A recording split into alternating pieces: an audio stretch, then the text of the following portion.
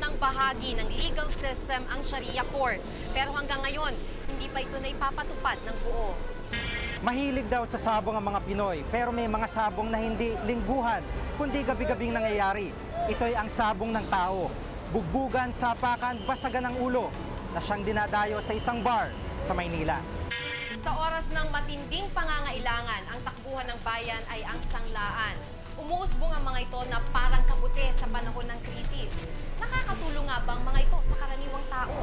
Personal naming inalam, Sinaliksik ang bawat anggulo. bawat detalye kinumpleto. Lahat ng yan nakatala Sa Reporter's Notebook.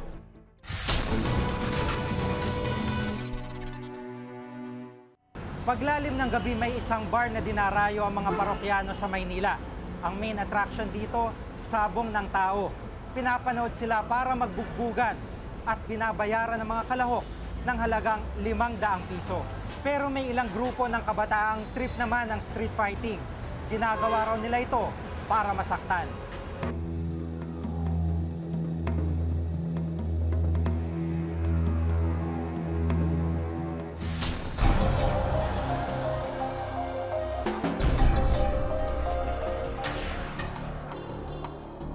Basagan ang mukha, kung saan tibay ng dibdib at lakas ng loob ang kailangan. Sa huli, matirang matibay ang laban.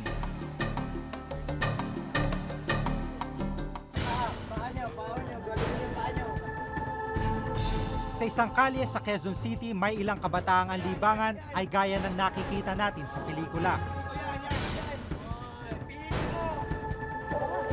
Nagsimula raw ito sa magkakaibigan hanggang sa dumami na ang kanilang grupo. Actually, sa amin kasi talagang passion for fame lang. Sumasaktan, come on. Si Kenji, di niya tunay na pangalan, isa sa mga bumuo ng grupo. Kakilala niya ang lahat ng miyembro. Pero pag oras na ng laban, totohanan raw ang ginagawa nilang upakan. Sila naglalaban kapalit ng sakit ng katawan. Sa ganitong paraan daw kasi nagkakasayahan ang kanilang grupo. Ano iniisip mo ngayon? Hindi ka ba tatakot? Hindi. Got no fear. Kasi hindi naman talaga laban to. Parang laro lang kasi halos kapatid ko na rin yung mga kalaban ko eh. Ang street fighting o sabong ng mga tao, dulot daw ng kultura ng karahasan o ang tinatawag na culture violence sa lipunan. Puro yung pilosopiyang pinanggagalingan nito, maybe yung philosophy of aggression. O yung pag nagkaroon tayo ng problema, upakan tayo, isahan kung sino manalo siyang macho, siya ang magaling, no? Yan na, sit down. Kadalasang walang sinusunod na batas o regulasyon sa ganitong uri ng duelo. Aming braso, Oji. No holds barred, ika nga, kaya delikado. Lift! Lift!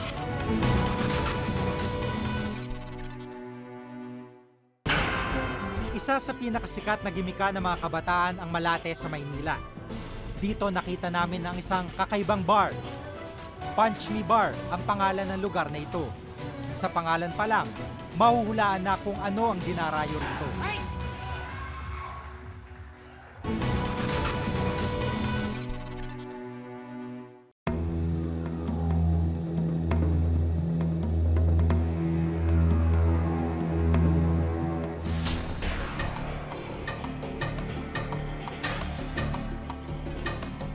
Isa sa pinakasikat na gimika ng mga kabataan ang Malate sa Maynila. Dito nakita namin ang isang kakaibang bar. Punch Me Bar ang pangalan ng lugar na ito. Sa pangalan pa lang, mahuhulaan na kung ano ang dinarayo rito. Sa loob, nasa gitna ang isang ring kung saan naglalaban-laban ang mga manlalaro.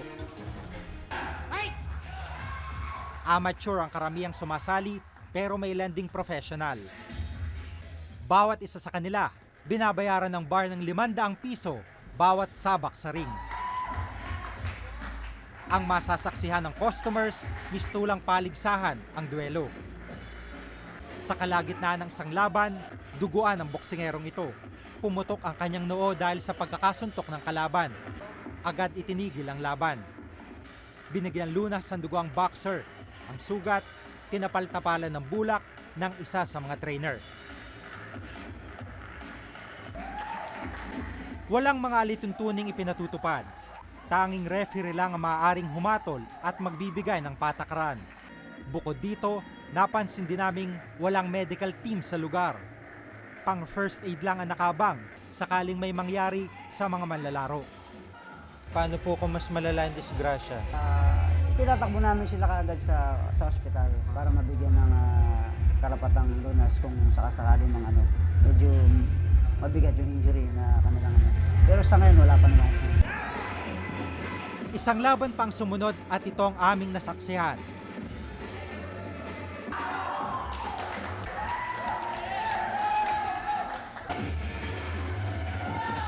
Namilipit sa sakit ang isang manlalaro dulot ng natamong sipa sa maselang bahagi ng katawan. Sa kabila nito, itinuloy pa rin ang bakbakan. Sa loob ng maliit na ring na ito, nabubuo ang pangarap ng ilang mga boksingero. Pero para sa ilang mga sports officials, illegal ang kanilang ginagawa. Ipinakita namin sa Games and Amusement Board o GAB ang videong aming nakunan sa bar. Sa tingin ko talagang illegal siya, underground. I think ang kanilang front dyan is parang binibigyan lang nila ng, according to you, 500 pesos allowance. Pero sa tingin ko, hindi magpapabugbog yung mga taong yun kung hindi sila malaking pera yan. Kahit sinong pulis, dapat nga pwedeng pasara yan. Ano? So, pahinto yan. Ay, hindi po ito underground. Kasi, ang underground po kasi wala mga, mga walang lisensya. So kami, meron po kami mga lisensya. Lahat po yan meron. Sa tao, pati dito itong namin na to, bar namin. Sa business permit na ibinigay ng Manila City Hall nito lang Hulyo, first-class restaurant lang ang dapat sa Punch Me Bar. Ang kanilang permit just grants them the right to operate as first-class restaurant with liquor. Meaning, they can serve beer and hard liquor. But that's all. Dapat walang shows, wala yung games na yon, yung Thai boxing. So we will take action on this and we will issue them a cease and desist order. Should they violate itong cease and desist order furthermore, well, the next step would be a closure order na yon. Dating professional boxer si Joel Nise.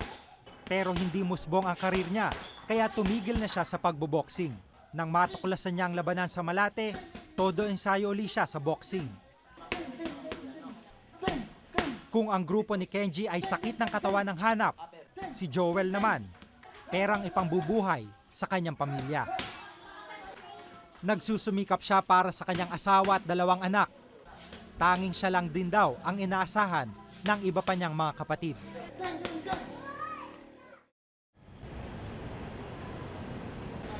Sa umaga, security guard sa bangko si Joel.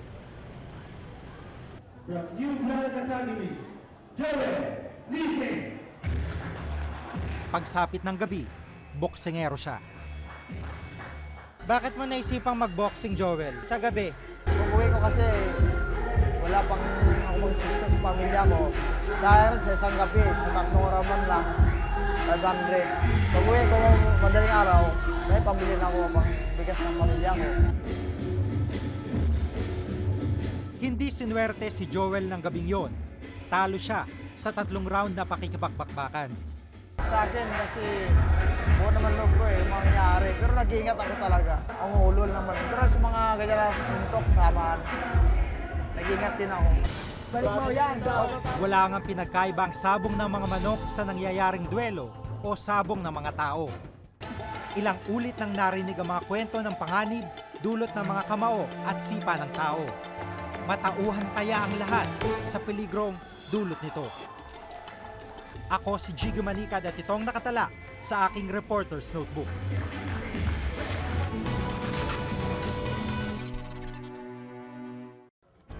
Ang component ng pamilya, halagang 4,000 lang ang kapalit. Pati nga driver's license, na isanla sa halagang 300 piso. Sa oras ng matinding pangangailangan at naubusan ka na ng kaibigan o kamag-anak na mauutangan, saan ka pa pupunta kundi sa sanglaan?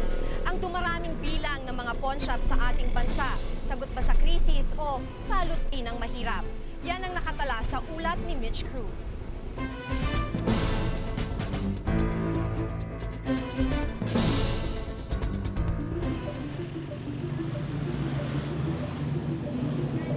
Tulad ng halos 4 na milyong mahihirap na Pinoy, kayod kalabaw ang maraming taga rito sa Tondo para may pangtawid buhay.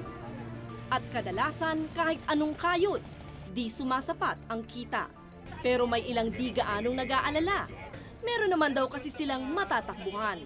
Dito sa Kali Herbosa sa Maynila, halos magkakatabi ang mga sanlaan. Ito ng araw ang naging takbuhan ng mga taga rito sa oras ng kagipitan. At ang iba pa sa kanila, kung ano-ano na ang naisanla, maitawid lang ang pangangailangan. Dinaig pa ng mga ito ang sari-sari store sa dami. Ang isa ngang ito, di na kontento at nagpatayo ng isa pang branch paglikulang ng kanto. Sa dami ng pamimilian, di mauubusan ng pagsasanlaan ang mga taga rito. Si Luz Francisco at ang kanyang asawa nakapagsimula ng pagsasama dahil sa sanglaan. Gusto ng mister ko na magsama na kami. Ngayon, yung bali pang upa namin ng bahay kulang. Kaya ginawa namin yung sing-sing na binigay niya sa akin, sinanla namin. Naisanla tuloy nila ang 18-karat na gintong engagement ring na regalo ng kanyang asawa sa halagang 600 piso. Pati TV at kalan, naisanla rin nang magsama sila. Ngayon ba nagsasanla pa kayo? Hindi na po kasi wala nang maisanla. Wala nang maisanla. Dating pinag-aralan ni Dr. Mario Lamberte ang pag-usbong ng mga sanglaan. Hindi raw katakatakang maging suki ng sanlaan ang mga gaya ni Luz. Ang sanglaan daw kasi, makukuhaan ng pera nang walang tanong-tanong. Unlike yung bangko, yung pawn shop, makahiram ka kaagad eh. Di ba? Pag may pakita kang jewelries, no? After a few minutes, 3 or 5 minutes, makuha mo na yung pera na gusto mo. Walang pila, walang requirements, at higit sa lahat, walang malaking collateral. Salamat, madam! Kaya nga minsan pati may kaya, nakikisanla na.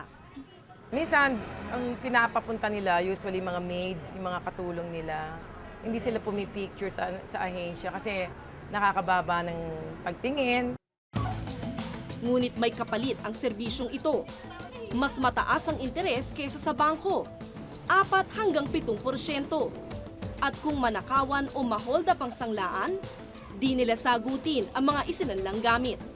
Walang insurance na gustong tumanggap. Kaya ang mangyayari dyan, wala talaga eh. Sorry na lang ang mangyayari talaga. Kung nawala ng ninakawan siya, forced entry, robbery, at walang negligence on their part, wala siyang liability. Pinapasok kami ni Ginang Zamora sa sanglaan para masilip ang laman ng kanyang kaha. Ito hindi ko na sila nilagay. Maraming kandado para daw hindi manakawan. Dito ipinaliwanag niyang hindi talaga sa interes nagmumula ang bulto ng kita, kundi sa mga ito. Subastado na raw lahat ng mga alahas na to pero wala pa rin bumibili kaya ibinebenta nila ito ulit pero sa presyo na nung may-ari. Bukod sa alahas, may mga nagpapasanlari ng appliances. Habang ang isang ito, cellphone lang ang tinatanggap na sangla. Etong sisig, lahat yata ng bagay na subukan ng isanla. Ipinasyal kami nito sa bahay nila. Ito yung una ko sinanla. Halos lahat ng kwarto, may bagay na minsang inihabilin sa sanglaan. Sinanla ko to. Ang discman niya, sinanla sa halagang 700 pesos. Pati amplifier ng kanyang tiyo, naisanla na rin ito. Ito yung amplifier na sinanla ko. Sinanla ko naman ng 1.3. 1.3. Bakit naman? Kailangan ko rin ng pera nun. Para saan? Wala, bumigay kasi may madalas eh. Ang component ng pamilya, halagang 4,000 lang ang kapalit. Pati nga driver's license, naisanla sa halagang 300 piso. Wala, kasi nagkayaan mag-inuman eh. Parang, painom ka naman dyan. O sige, sabi ko gano'n, ito yung lisensya ko. Sinanla ko siya. Kasi hindi ko siya matubos kaagad. Bukod pa ito sa mga alahas na di niya natubos. Ang isa, abot daw ng 80,000 piso ang halaga, pero pinresyohan lang ng 13,000 piso. Kasi may diamond sa gitna yun eh. Galing pa Amerika yun eh. Tapos yung pinaka-necklace niya, puro makakapal. Habang ang isa namang bracelet, maikli na raw nang ibalik sa kanya. Nung kinuha namin, bawas na.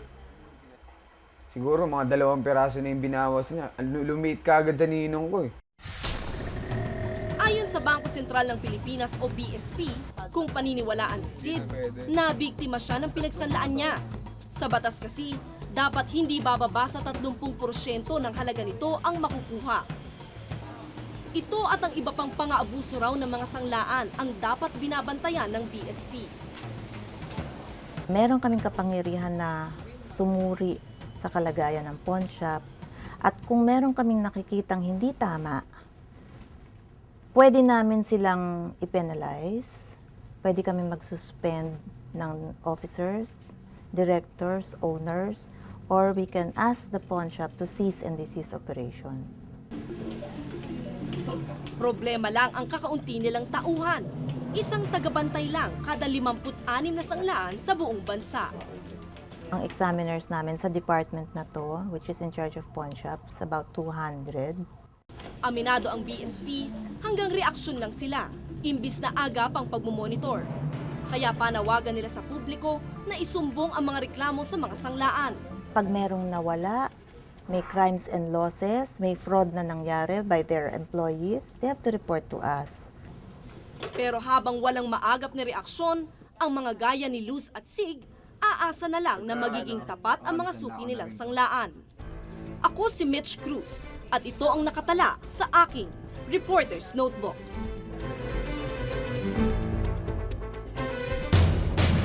Kung itsura lang ang usapan, walang pinagkaiba ang Sharia Court sa iba pang korte sa bansa. Pero malaking pagkakaiba sa usisyang ipinapataw nito.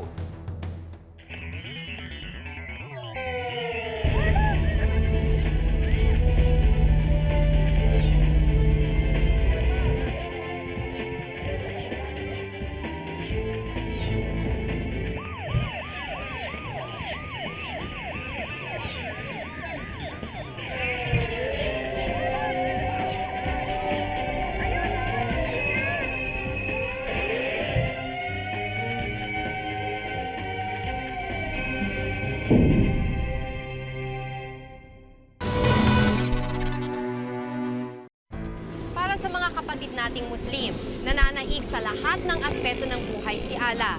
Sa sistemang panghustisya, Sharia Court ang nagpapatupad ng mga batas ni Allah. Ang mga problemang kinakaharap ng mga Sharia Court sa ulat ni Ralph Guzman.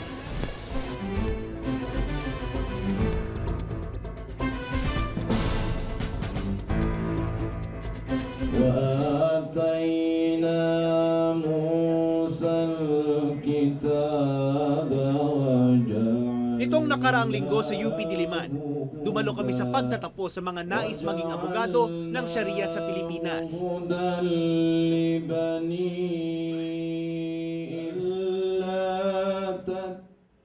Sharia ang tawag sa batas ng Islam na nakabase sa Quran.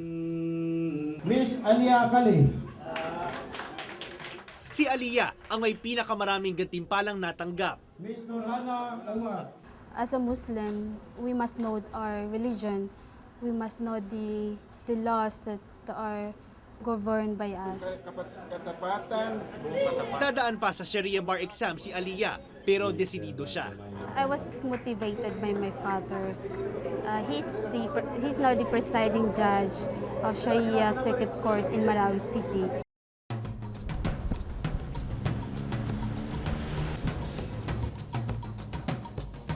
Noong Sabado, binisita namin sa Marawi ang ama ni Aliyah. Naabutan namin ang turnover ceremonies ng bagong tayong Sharia District Court doon. Marami raw problemang kinaharap ang mga Sharia Court sa bansa. The Philippine government allowed only for family relation within the territorial jurisdiction of Sharia Court. Naging bahagi ng legal system ng Pilipinas ang Sharia law nang maisakatuparan ng Presidential Decree 1083. Ngunit sa halip na ipatupad ang kabuuan ng Sharia, nalimitahan ito. Ang pwede lang litisin ng Sharia Court ay mga usaping may kinalaman sa relasyon ng mga tao at kanilang ari-arian. Yung mga criminal cases like murder, thief, or estafa, walang jurisdiction yan dyan ng Sharia courts. Sa civil courts lang yan. Kung itsura lang ang usapan, walang pinagkaiba ang Sharia Court sa iba pang korte sa bansa. Pero malaking pagkakaiba sa usisyang ipinapataw nito. Sa Sharia, pinapayagang magkaroon ng hanggang 4 na asawa ang mga lalaki. Legal din ang divorce na tinatawag nilang talak. Pagdating naman sa ari-arian, 2:1 ang hatian ng lalaki at babaeng anak. Sa ngayon, walang magawa ang Sharia Court kung may idudulog sa kanilang mga kasong kriminal. Ipinapasa na lang nila ito sa civil courts. Ano ang magagawa namin? We were born in the Philippines na ang system of government nila is civil law. Kahit sa pagpapatupad ng batas ukol sa talak at paghingi ng suporta para sa anak, nahihirapan din daw ang Sharia. Isa si Nafisa sa mga namroblema na humingi ng hustisya sa Sharia. 3 taon bago na desisyonan ng korte ang kanyang kaso. Hindi ko na kaya, hindi ko na matiis. Kasi may asawa siyang iba eh. Hindi regular yung pagpunta niya sa akin. Pangalawa, yung sustento niya na hindi maintain. Hindi ko natiis yun. Kaya nagdesisyon na lang ako na makipaghiwalay sa kanya. Ang naging desisyon ng korte, 1,000 pisong suporta kada buwan para sa 5 taong gulang na anak.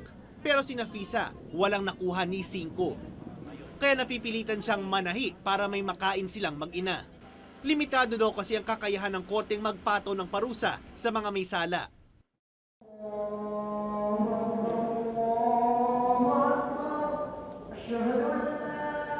In Islam, there is no separation of church and state.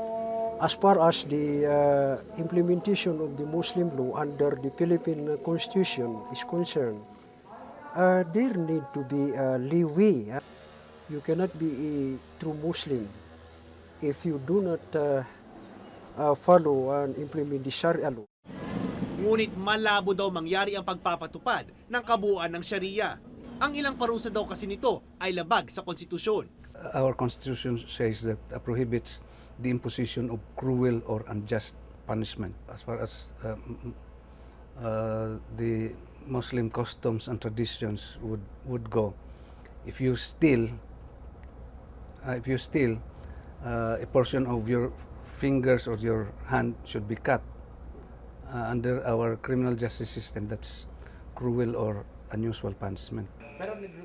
May mga Sharia lawyer din na nagsasabing taliwas sa Islam ang ilang probisyon ng Sharia sa bansa. Isa dito is, yun nga, may provision sa PD 1083 na may sanction yung husband desiring to remarry. Kasi nga, we have to admit na that PD 1083 is patterned from the civil code.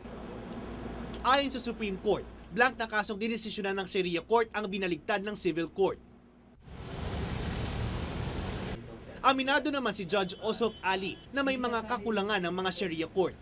Kitang-kita daw ito sa kakapusan ng bilang ng Sharia judges sa kasalukuyan. Walang na-appoint na yung 5 Sharia district in Mindanao, wala nang na-appoint. At saka yung Sharia Appellate Court, hindi rin na-organize. Umaabot na sa 5 milyon ng mga Muslim sa Pilipinas. Sa kabila nito, 5 lang ang district court sa bansa. Lahat ito ay walang huwes. Bakante ang Sharia District Court, ang dahilan ay ang qualification requirement. Very stringent ang qualification requirement. Dahil dito, kapos din ang serbisyong na ibibigay ng Sharia sa mga kababayan nating Muslim. Dismaya tayo dyan kasi that is one of the reason why we are saying na talagang hindi talagang fully implemented. In fact, binigyan nga kami ng Sharia, persons and family relations lang. Tapos yung Sharia courts namin, hindi naman fully functioning. Bukod kasi sa pagdedesisyon sa mga kaso, ang Sharia courts din ang gumagawang legal sa kasal. Gayon din sa talak o hiwalayan ng mga mag-asawang Muslim. Sharia din ang kumikilala sa mga nais magpa-convert sa Islam mula sa ibang relihiyon. Sa ngayon, dahil sa limitasyon ng pagkilala ng batas sa Pilipinas sa Sharia at kakulangan ng suporta sa mga korte nila, tila nagigipit ang hustisyang hinahangad ng mga kababayan nating Muslim. Ako si Ralph Guzman at itong nakatala sa aking Reporter's Notebook.